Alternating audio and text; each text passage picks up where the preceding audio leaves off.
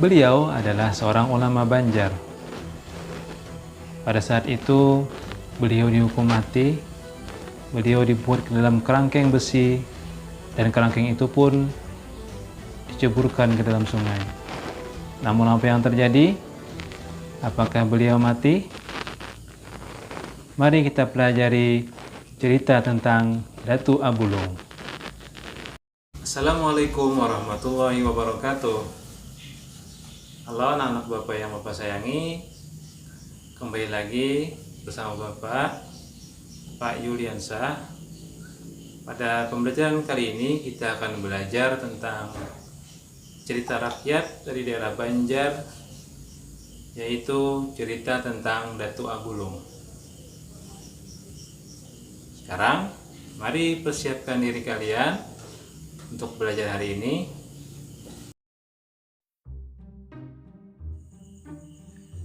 Datu Abulung adalah salah satu ulama Banjar yang berpengaruh pada masanya. Nama beliau sebenarnya adalah Abdul Hamid. Beliau juga bergelar Syekh Abdul Hamid Abulung Al-Banjari. Pada masa Kesultanan Banjar diperintah oleh Sultan Tahlilullah, ia dan Syekh Muhammad Arsyad Al-Banjari diberangkatkan oleh Kesultanan Banjar untuk menuntut ilmu dengan biaya kerajaan ke Tanah Suci Mekah. Namun sepak terjangnya tidak banyak yang mengetahui, karena ia tidak ada meninggalkan kitab karangan seperti ulama-ulama lainnya. Syekh Abdul Hamid Abulung atau Datu Abulung memiliki paham tasawuf wahdatul wujud. Pandangan tasawuf yang dianutnya dipengaruhi aliran Ittihad Abu Yazid Al-Bustami dan Al-Halaj yang masuk ke Indonesia melalui Hamzah Fansuri, Samsuddin Al-Sumatrani, dan Syekh Siti Jenar. Kesempatan Syekh Abdul Hamid dalam mengembangkan ajaran wujudiyah mulai mendapatkan sandungan ketika tersiar sampai ke telinga Sultan Tahmidillah dan Syekh Muhammad Arsyad Al-Banjari bahwa ajaran yang dibawanya dianggap meresahkan masyarakat. Dilaporkan bahwa Abdul Hamid mengajarkan kepada orang-orang bahwa tidak ada wujud kecuali Allah. Tidak ada Abdul Hamid kecuali Allah. Dialah aku dan akulah dia.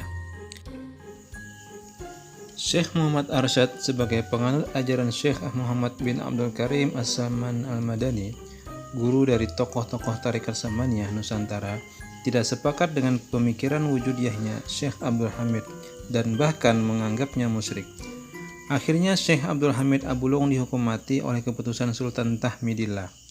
Atas pertimbangan Syekh Muhammad Arsyad yang waktu itu menjabat sebagai mufti besar, ia dimakamkan di kampung Abulung, Sungai Batang, Martapura.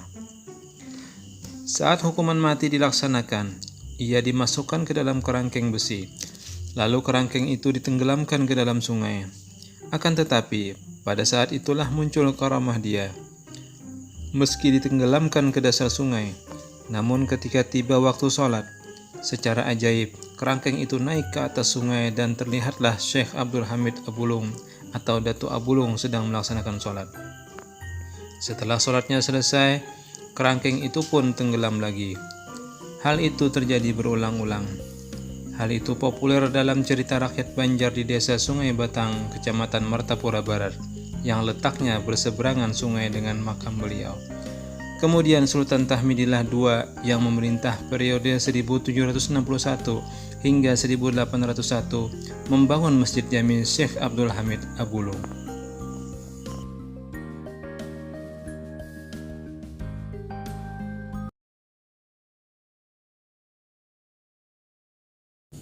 Nah, anak-anak Bapak semua, sebagai tugas pada hari ini, silakan kalian catat beberapa soal, kemudian kalian jawab, dan nanti jawabannya kirimkan ke Classroom. Baik, akan Bapak berikan soal yang pertama. Siapakah nama asli dari Datu Abulung? Soal nomor 2. Datu Abulung hidup pada pemerintahan Raja Banjar yang bernama siapa? Yang ketiga,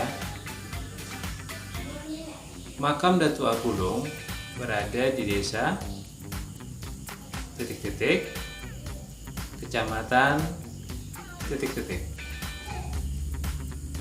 Soal keempat, yang membangun masjid Jami Syekh Abulung atau Syekh Abdul Hamid Abulung adalah pada masa Raja Banjar yang bernama titik-titik. Soal terakhir, Datu Abulung pergi ke Mekah untuk menuntut ilmu bersama-sama dengan titik-titik. Baik, sampai di sini dulu pelajaran hari ini.